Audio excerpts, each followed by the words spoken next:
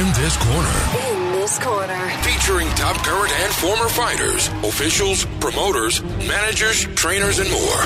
Plus, insider news on the sport of boxing. If you're a fight fan, this podcast is a knockout.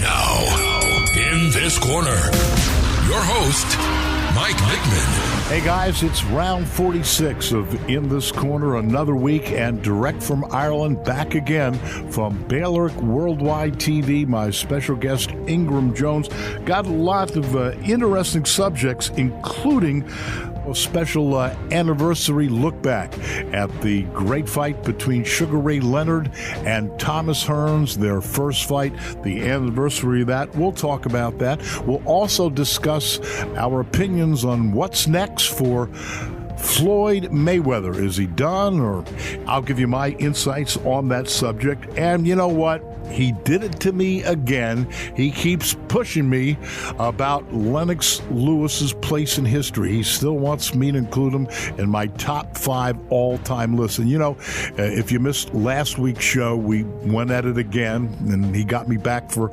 another round. You can always check that out in thiscornerpodcast.com. It's all there. You can look back at past episodes and past shows and see what's going on. So we'll talk. Maybe I budged a little bit, maybe I didn't, but for all you Lennox Lewis fans, you don't want to miss that. So like I said, you can check past episodes in thiscornerpodcast.com, but to make sure you don't miss a single episode, it would be great to subscribe on iTunes, and while you're there, leave a rating and a comment. Now, Mike introduces his special guest in this corner. Back on the show, direct from Ireland, our Irish connection, the one and only Ingram Jones from Baylor Worldwide TV. Hello to Ireland, Ingram. Hello, Mike, and how are you? I'm doing well. We got to start with a little quick destruction the past weekend. Let's talk about that. Yeah, there's lots to talk about. First of all, we have to go back to that little debate we had with the heavyweights. A lot of my UK colleagues and Irish colleagues thought we were a bit harsh on Lennox Lewis and said their response was that Lennox had beaten every heavyweight that he'd fought, and anyone that he'd lost to, he came back and he beat them. So he said Lennox definitely deserves to be in the top 5. And you know what? There's something to be said for that, because Sugar Ray, the one and only Sugar Ray Robinson, lost a bunch of fights, but he came back the second time and won all the rematches. So, you know, there's something to be said for losing and then coming back and having the smarts to readjust your fight plan and to win. And I give Lennox Lewis a lot of credit. I think he's a terrific heavyweight, but again, you know, you have to be able to take it, and I'm just sure, I think he's a little short in that department. Other than that, he had good reach, good movement, pretty good footwork, good combinations. He was a good heavyweight. Whether he's in the top 5 or not, a lot of people don't rate him that well. I don't know. If he had a solid chin, trust me, he'd be a lot higher than that. He could have been, definitely top 5. But again, I come back to that chin because, there's a lot of punchers in the world. You want to start talking about punchers in the heavyweight division. I don't care. Where do you want to start? Sonny Liston. You want to talk Ernie Shavers. You want to talk George Foreman. When you're in front of these guys, you better take a punch, because you're going to get hit no matter how good defensively you are. And Lewis was good. You're going to take some, whether you like it or not. You have to. So okay, all right, let's go back. I've got to jump in here because obviously Lennox fought a lot of punches. I mean, in his 15th fight, he fought Gary Mason, who was 32 or 33-0, ranked number 2 or number 4 by the WBC. He'd had about 28 or 29 by KO. He'd fought Mike Tyson, a puncher. He fought Evander Holyfield, who dropped Riddick Bowe, let's remember. And Holyfield in 2 fights couldn't drop Lennox Lewis. Lewis fought David Tua, big puncher. Yeah. Tua didn't drop him. So we could go on about the Lennox Lewis era. Shannon Briggs, big punching American heavyweight. Hit Lewis clean, and Lewis, you know, if you get hit by Shannon Briggs, you're going to get shaken up. But Lewis took care of Shannon Briggs. So Lewis did fight a lot of punches, and the 2 punches that he got knocked out with would have knocked out, I think, any heavyweight in the world. Those 2 punches. The punch that he got knocked out by Rackman, and the one by Oliver McCall. And those 2 guys also, Mike, are big punchers. McCall's a big puncher, and Rackman's a big puncher. So it's not like he got knocked out by guys who couldn't punch. They all in the heavyweight division can punch. And the one that Rockman hit him with, he didn't even know it landed. He closed his eyes and just threw, you know, and it was a good shot. It was a great shot. You know, so that debate will go on. You know, that debate will go on. I rate him a good heavyweight, a solid heavyweight. You know, would I put him in the top 5 of all time? That's pretty hefty ratings, you know, to say that. All right, Ingram, I know you're giving me a hard time, but for everyone that would like to follow this debate, it got pretty hot and heavy between the good old USA right here and good old Ireland, Ingram and myself. Check it out. It's in the archives, InThisCornerPodcast.com. You can check out last week's edition, and we'll find out more about Lennox Lewis and that real hot debate. You may agree with me. You may not agree with me. You may agree with Ingram. You may not agree with Ingram. Let's get more current right now. Some crazy things happened over the weekend. Yes, on the topic of heavyweights, the next heir to the throne, as they say, Anthony Joshua stopped Gary Cornish in a round to set up the big fight with him and his domestic rival, Dillian Whyte. Dillian Whyte, who beat Anthony Joshua in the amateurs. They've got a lot of needle between the pair of them. Dillian Whyte at the press conference. They were both at press conference to promote their fights. Dillian Whyte was fighting Brian Minto, and Joshua was fighting Cornish. Dillian Whyte called Joshua a scumbag. So that didn't go down too well. And Joshua obviously says now that he's going to sort Dillian Whyte out. Joshua looked quite impressive knocking Gary Cornish out. Gary Cornish came into the fight unbeaten. People questioned the opponents Gary Cornish had fought, but still Joshua destroyed him within a round. 2 knockdowns. First decent punch that Joshua landed was too much for Gary Cornish. As for Dillian Whyte, he went 3 rounds and at times looked pretty vulnerable defensively against the much smaller Brian Minto. Brian Minto was game, as you know, he's American. Minto once fought Marco Huck for the Cruiserweight Championship of the World. He came and he really... the good thing I think about it was that Minto came and gave it a go. He didn't just come, get hit with a good shot and fall over. He actually got hit with some good shots and still was able to fight with Dillian. Dillian, the much bigger guy, and in the end landed the punches to get rid of Brian Minto. Again, Dillian had been out for a while. He's come back now. He said he had a bit of a shoulder injury. Let's hope that that's going to be okay. The fight is now signed and sealed. They say December the 12th. Joshua versus Dillian Whyte. It's the fight that a lot of people in Britain want to see. That'll be the fight of the year, I think, in Britain.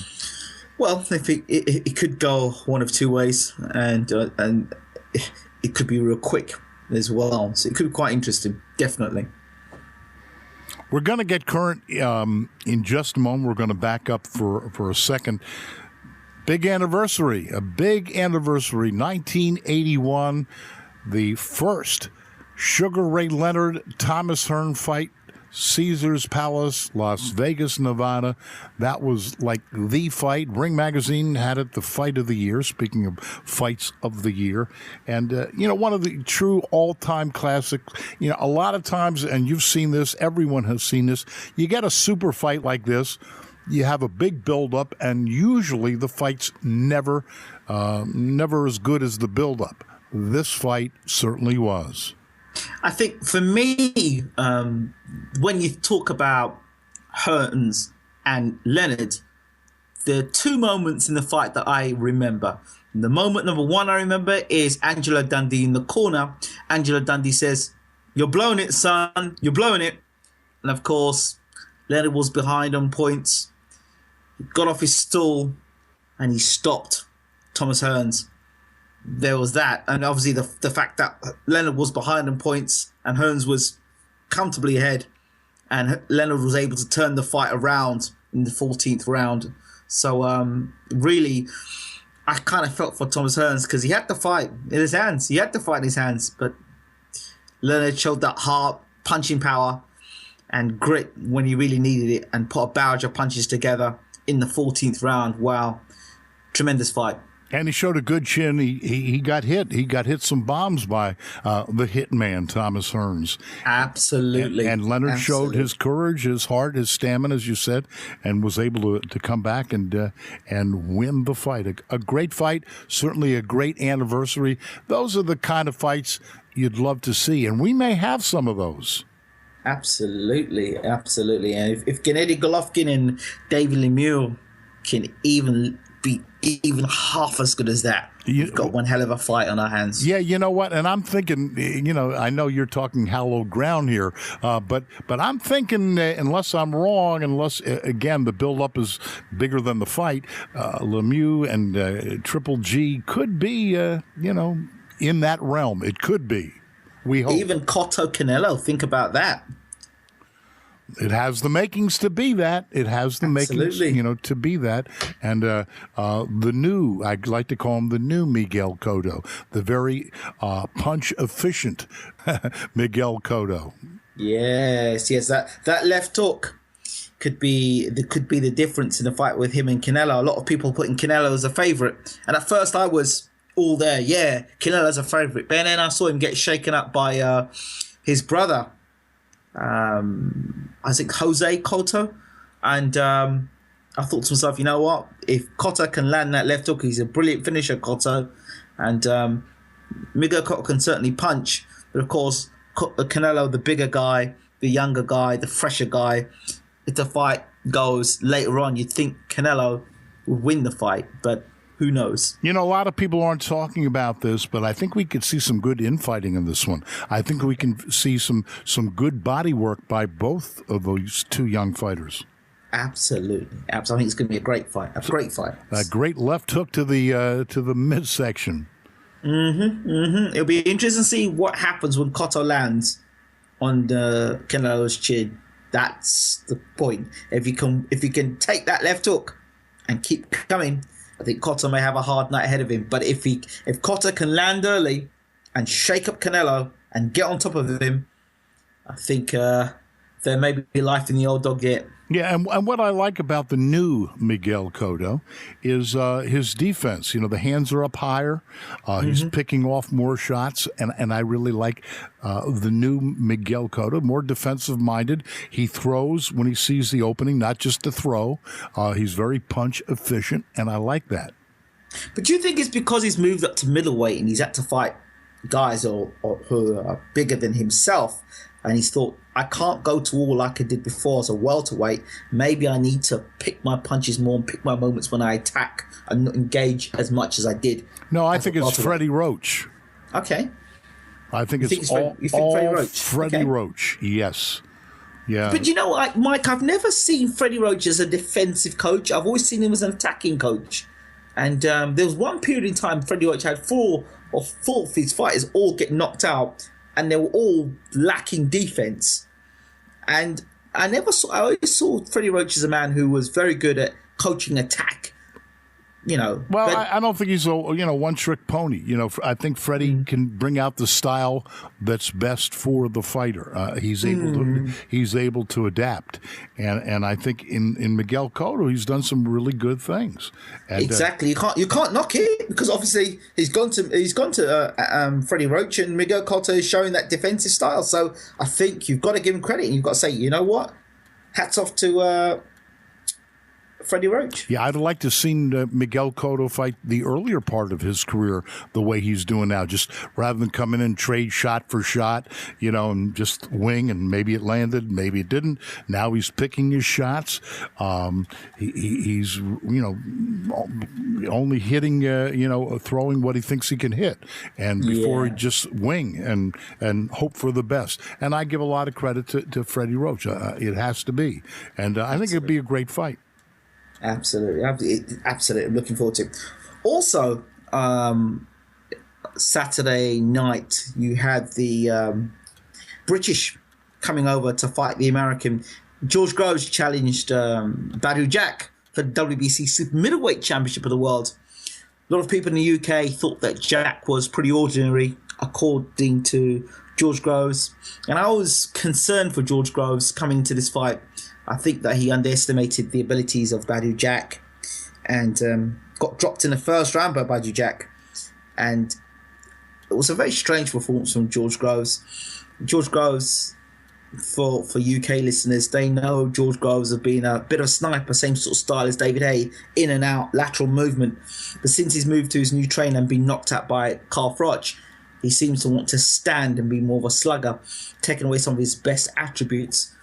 And that played into the hands of Badou Jack, who used the jab very nicely, was able to throw the right hand over the top consistently all night long, throw the right hand over the top, at times push George Groves back.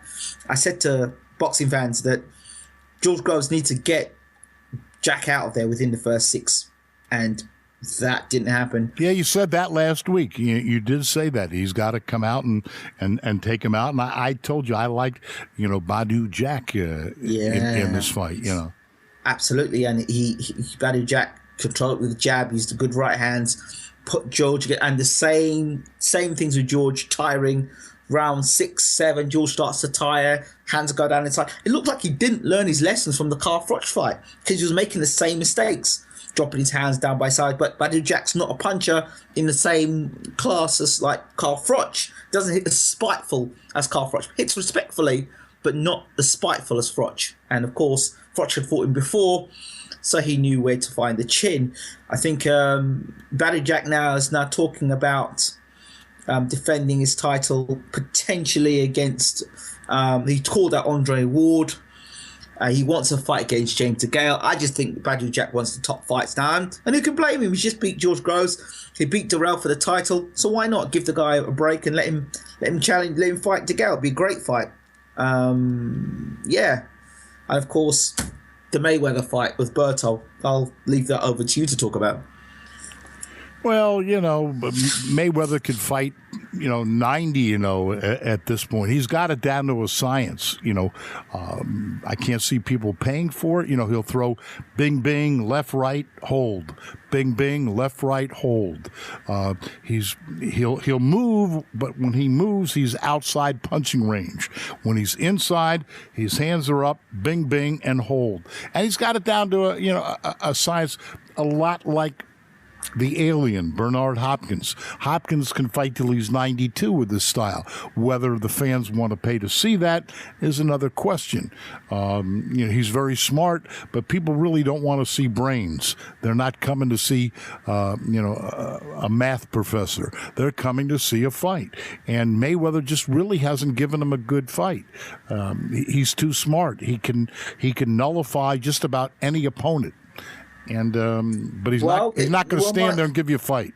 I know you're saying this, Mike, but the last time I looked at a definition of what boxing is hit and not get hit. That's the name of the game. Mayweather is a master. Now, I had a debate the other day, and I said there's 2 types of fans, boxing fans. They are pro-boxing and they're anti-boxing. The pro-boxing fans understand and enjoy the concept of hitting and not get hit, the sweet science. The anti-boxing fans are the ones that want a good old tear up every fight and have no time for the science. Let me just say something. As my television co-host in our syndicated talk show, Larry Holmes, always says, you can't take those punches. You've got to move. You can't get hit, because if you look at the fighters, and he said that take the punches.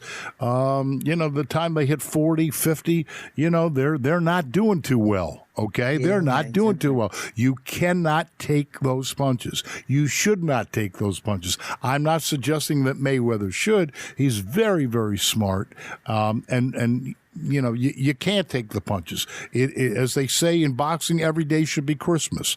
Tis better to give than to receive. Listen, if my son was boxing, I would tell him box just like Mayweather. I don't want you trying to box like a Turagati, although it's exciting. Wow! Now you're talking. Okay, Arturo Gatti, was one of the most exciting fighters. I knew him well. Was with him many, many times, and you know what? That's why he sold out all of his fights. That's why all of his TV fights were huge ratings, because he may have lost, but he was going to sit there and have a shootout with you. And again, Mayweather's doing the right thing, but if you're asking people to shell out $50, $60, $70, $80, $90 a fight in pay-per-view, that ship may have sailed, But hold on a second. Arturo Gatti, I've got all the respect in the world for him. What a great fighter. But he hasn't made the sort of money Mayweather's made. If Mayweather's style is so bad and so poor, how can he be the richest man or the highest paid sportsman? How can that be? How can he be the man at Showtime? How can he do those things? I'm going to tell you that. 300 million. I mean, I'm going to tell you that. He's earned $500 million, okay? What is this? How can he do that? Oh, I'm going to tell you how. I don't get it. I can't work it out. I'm going to tell you how. Two ways in that. Number one, he's the ultimate showman, okay? Half the people come to see Mayweather win. The other half come to see him or pay to see him get beaten. It's his talk. It's all about the jive, showing you the airplanes, showing you the gold, showing you the watches, showing you inside the home. He's got people mesmerized. And he used to actually be more exciting of a fighter than he is now. He's got it down too well. Before he'd take some shots and trade with you. He is so smart now. He's got it down to a science. He doesn't care who you are. He's not going to get hit by you. And he's got it down. He's not taking any chances. But as long as he keeps talking, and now he's really got you jazzed up because that's it. Well, I'll bet you this microphone, the monitor, the studio I'm in, I'll bet you everything. There'll be one more fight, and then there'll be another fight, and then there'll be another fight, because that's what you do to get the purses higher. That's the oldest trick in boxing, is to say bye-bye. Then all of a sudden people want what they can't have. Then they up the ante, and then he'll be back. And he'll keep on fighting. He'll keep on fighting. So you think we'll see the great Pacquiao Mayweather fight too? I hope not. I hope not too. Poor Manny, I like Manny, but, I hate to say it, he totally disgraced himself. And I know people will say, well, what do you want, Mike? He had a bad shoulder. Yeah, man, forget about it. Look at the great fighters like Carmen Basilio against Sugar Ray Robinson. He lost his face. His eye blew up, everything. You could cut his arm off, Basilio or Gene Fulmer and those kind of fighters. Cut his arm off. They'd beat you to death with the other arm. You don't need to go that far back. Look at the fight with Danny Williams. He fought a gentleman, and he had his shoulder was dislocated in the ring. He fought with one arm and still knocked the guy out. Sure, they take the dislocated shoulder and hit you over the head with a bone. I mean, really, this is boxing. It's not checkers. I don't even want to say, well, my arm hurt. Man, he made what, $40 million for that fight? Come on. I don't know why I get this feeling that Manny Pacquiao actually wants to retire. I keep getting this feeling that, but I just think he will box on past his sell-by date. That's the impression I'm getting. All right, let me just give you a really great example, okay, to show you what separates the men from the boys. Right. Larry Holmes, in getting ready for the championship fight against Ken Norton, was sparring with Luis Rodriguez. Matter of fact, you can go to inthiscornerpodcast.com, just type a search in Luis Rodriguez. We had him on the show twice. He talks about that. Rodriguez went to block the jab, and he blocked it with his elbow. Larry hit the elbow. Unfortunately, unfortunately, in a bad spot, ripped his bicep, just ripped it, okay? Now we're talking days before the fight. What did Larry do? Could have pulled out, may have not have even gotten another chance at the championship. Things moved pretty quickly in those days. There were a lot of contenders looking for a title shot, but no. He went into the fight. They kept icing the arm, trying to get that muscle down. That was his punch, the left jab. He sucked it up. It hurt every time he threw it. But he did not let Norton, he did not let the press, nobody but the insiders in his camp knew. They snuck him out, like at 2 o'clock in the morning to the doctors. Nobody knew that the arm was bad. And yeah, it hurt. Okay. Now, I don't know how bad Pacquiao's shoulder hurt, but for $40 million, come on. I'd have thrown it anyway, Yeah. I mean, I'm not buying that. I'm just not. The old fighters, and there's a lot of new examples. They would have fought. So I really think, you got to remember, people shelled out over $100 for that fight. And, the economy's not that great in the U.S. It's not that great all over the world. People pay good, hard money, It's discrediting for Mayweather. It's discrediting. So many years you're waiting for this fight to happen. The fight finally happens and you come up with my shoulder. Well, you know what? I don't think people are going to shell out money for Pacquiao again. I really don't. A lot of people are upset. A lot of people are angry. What happened to his other hand? He didn't even bother to throw that. He still could have cut the ring off on him and thrown the other hand. I mean, he could have done something, but he did nothing. It looked like he was in there fighting his cousin. I mean, really, I could not figure out. Every round I kept waiting to see, okay, now he's going to step it up. Next round, okay, now he's going to step it up. And finally, when the bell rang at the end of the 12th round, I figured, not tonight. He's not stepping it up. I don't know what was the matter. It looked to me, I hate to say this, it looked to me like he couldn't wait to go to his bank account and withdraw that $40 million and, buy some jewelry, some car, take care of some people back in the Philippines, buy some new houses for his aunt, his mom. Pay some debts off. Yeah, pay some debts off. He has some tax problems, It was a disgrace. And I'll tell you, people are not forgetting that. You won't see Manny Pacquiao in a real big fight. People have a short memory. I know that. But you won't see him in another big fight for a long, long time. I think Manny Pacquiao will be served up to Terence Crawford. I can see it happening. The passing of the torch, almost like with De La Hoya to Pacquiao. I think Pacquiao's going to be given over to Terence Crawford. That's how it happened. I can see that happening. Yeah. So that's my thought on that.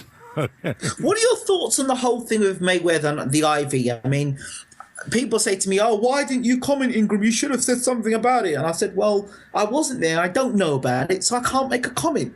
Like I told you about the level playing field before with Mayweather.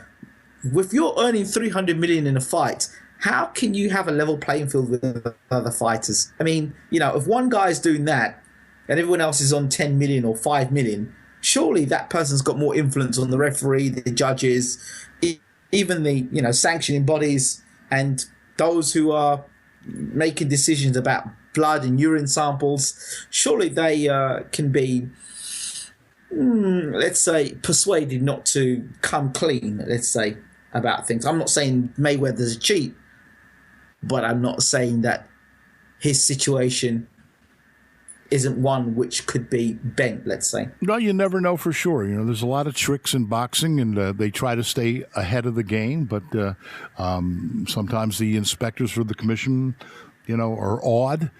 Some of the tests are still flawed. And, what can I tell you? A lot of Panama Lewis tricks out there, if you know what I'm saying. Look at the cyclists. For many years, Armstrong, and everyone was like, wow, this guy's great. He's fantastic. Lance Armstrong. There you go. And then bang, look now. I mean, if he did what he supposedly did, then shame on him. But if it's a character assassination thing, then, well, I mean, I don't know.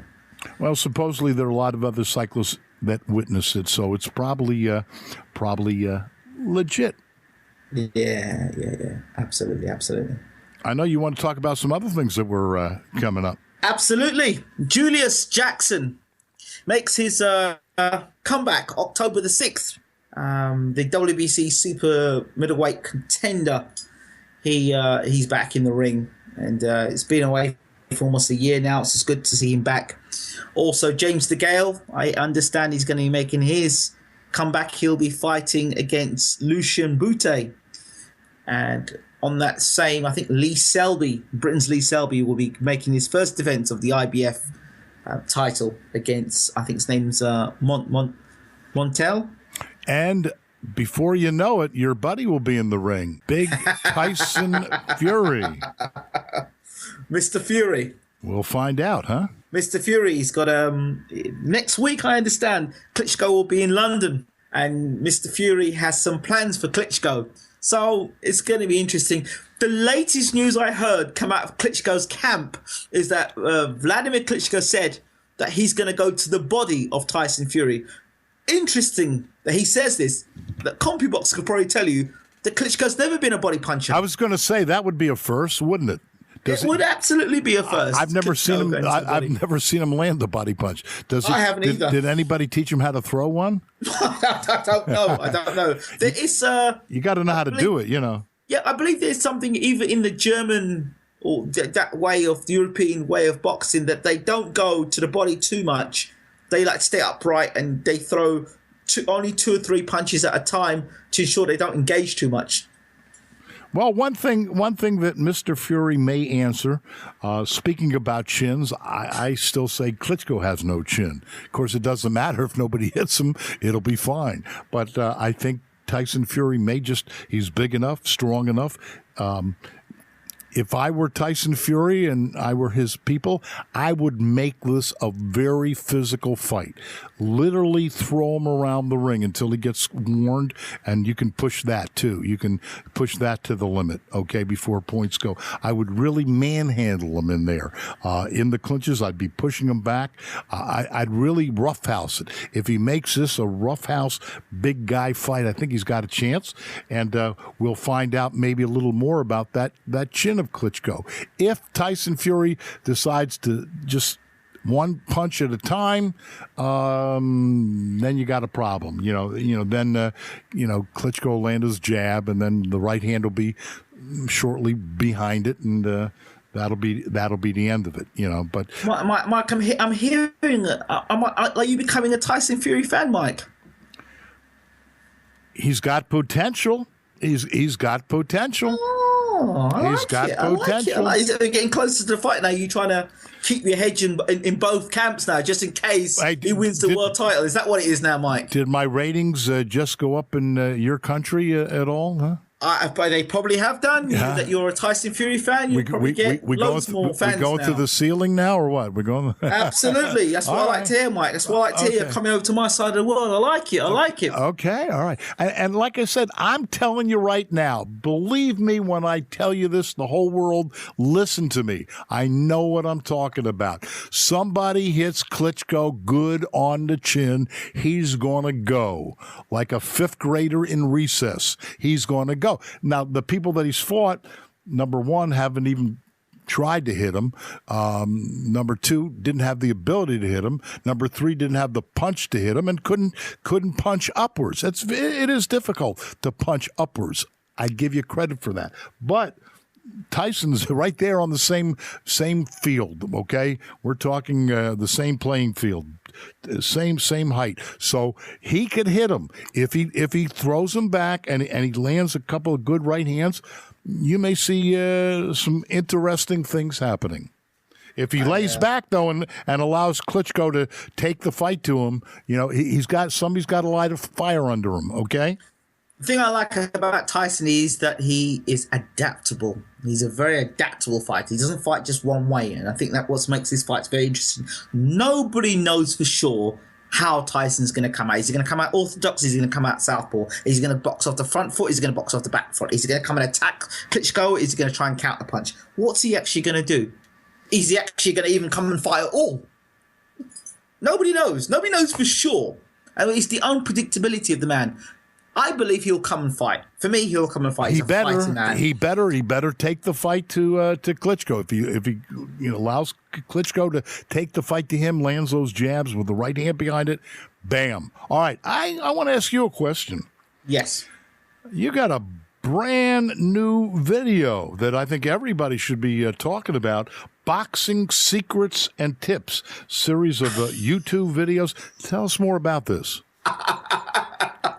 I caught that video. I think I did that back in 2013.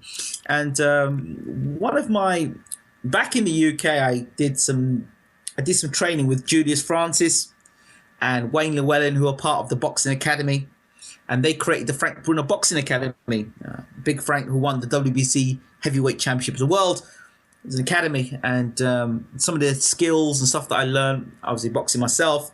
I was in the Caribbean, and one young man approached me and said, look, would you have a look at me? I said, okay. And a lot of stuff that I learned when I was in the States training. And I was in Roy Jones's gym training at one point. I was in Randall Bailey's gym in Florida, I believe. Miami, Florida. It was very interesting. Remember seeing Don King outside the gym and everyone having to leave the gym. Yeah, so those little tricks and stuff that I learned, and I was just showing him that stuff on the video. The guy is quite a big guy. He's a heavyweight. He's 6'4", 6'5", long arms. And I was just trying to teach him to be on his toes, use his attributes, use the jab, how to tie up on the inside, how to protect himself when he's throwing the jab and not leaving himself vulnerable. He kept throwing the jab and leaving his chin in the air. So, yeah, little tricks like that and, movement, putting his punches together. Okay, we're going to have that posted on the show notes page. Just go to inthiscornerpodcast.com if you're a fighter and you'd like to step up your game, or if you'd like to get into the boxing game. I think that's a great thing, and some really good videos. One other thing for you, okay? You talked about punchers. We were talking earlier in the show about some punchers. You threw some names at me. Oliver McCall. What was the other one you threw at me? Hasim Rahman. Yeah, how could I forget Hasim Rahman? Okay, Hasim Rahman. Okay, yeah, these guys. All right, a gentleman I was with a few weeks ago. Now we're talking punchers. Okay, those names I call Class C punchers. I was with a Class A puncher. Okay, you ever hear of a gentleman by the name of Ernie Shavers? Yes. Okay. Shavers. Yes. Now we're talking punches, not Hasim Rahman. Okay. I could maybe take his shot. And Oliver McCall, he could punch a little bit. Okay. Now we're talking Ernie Shavers. Okay? I know you're going to say Ernie Shavers. Did Ernie Shavers ever win a version of the heavyweight title for all his punch power? I'm not talking that. No. Okay. I'm not talking Rahman winning the world title. By a knockout. Oliver McCall won the world heavyweight title by a knockout. Against Shavers two? Against is a two? Big puncher, Against but never two? won the world title by knockout. But who did he win the title against? No, wait, back up. Who did he win the title against? Lennox Lewis. Oh. Well, what I'm saying, if Ernie Shavers hit Lennox Lewis, he'd still be down and out. But hold on. Ernie Shavers he hit Ali, he hit quite a few guys he hit. Never won the world title, did he? For all the punch power he had, he never won the world title. I'm not talking about that. It's not just about punch power, is it now, Mike? I'm just saying, we talked about Lennox Lewis's chin. If Ernie Shavers hit him that shot that Oliver McCall hit him, he'd still be down. The great Larry Holmes got hit on the chin, then he got down, and he got up. Your commentator, he got up. Larry will tell you about that. Larry got up all right. Yeah, do you know the story on that one? People walked out of the arena. They just walked out. They got up when Larry got it. Nobody's getting up. Larry got up. He didn't even know where he was. He told me, you know what Larry tells me? He still feels that punch today, okay? He still feels the thud of that punch. That's how hard it was, okay? George Foreman. Now you're talking a puncher. Now, he's a puncher, but didn't he win a World Heavyweight Championship? There we go. Yeah, well, he won it because... wait a minute. because it was a perfect fight for him. He won it against the guy, Joe Frazier, who didn't know how to sidestep, didn't know how to. Joe Frazier, left hook, big puncher, right? Yeah, but he came right in. Won the world title, did he not? Wrong one, yeah. Well, he still won the world title. And you ever hear Ernie Shavers, respect him. Wait a minute. You ever hear of a puncher by the name of Ron Lyle? Does that name ring a bell with you? Okay, so don't mention Hasim Rahman. Yeah, good puncher. Oliver McCall, good puncher. I'm talking punchers now. Now, those guys aren't in the league with Ron Lyle and Ernie Shavers and George Hold on a second. Punchers, hold on a second. Ali fought Foreman, right? Ali's not a puncher like Shavers. No, he still was able to drop George Foreman, correct? Yeah, exactly what people thought would happen. He mugged him, got him dizzy, and then knocked him out. Okay, right. Foreman, so he may have been a legendary puncher. It wasn't good enough to win the world title. That is what the record books tell us.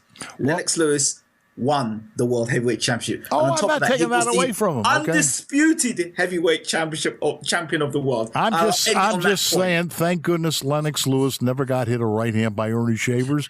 Or man, oh man, I'll tell you, he'd still be out. Believe me. Mike, you're getting a reputation of becoming a fanboy. I think you're going to get that fanboy reputation soon. but again, I give Lennox Lewis a lot of credit. I really do. What he did with Mike Tyson, he didn't back down from Mike Tyson, although it was a shot, Mike Tyson.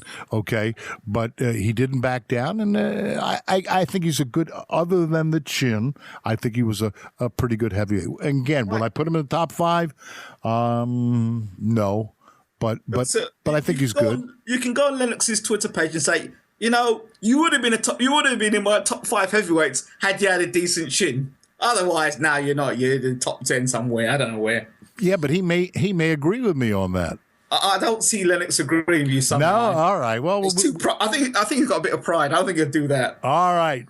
We'll get into this again, I'm sure, very, very shortly. Okay. My pal, all the way from Ireland, the one and only Ingram Jones from Bailiwick Worldwide Boxing TV. And again, congratulations on your boxing secrets and tips, your YouTube videos.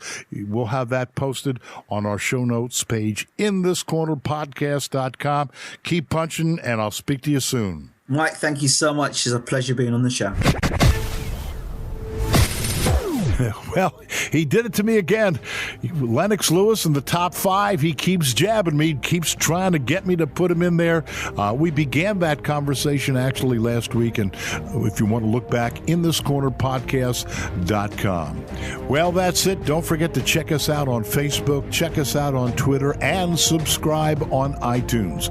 We'll be back next week with a brand new episode. Until then, I'm Mike Mittman, and we'll see you at the fights. You've been listening to In This Corner with Mike Mittman. Explore inthiscornerpodcast.com to connect with Mike, to ask the champ Larry Holmes, to access show notes, and more. In This Corner. inthiscornerpodcast.com. In This Corner. This has been a Steve Mittman social media creation. SteveMittmanSocialMedia.com.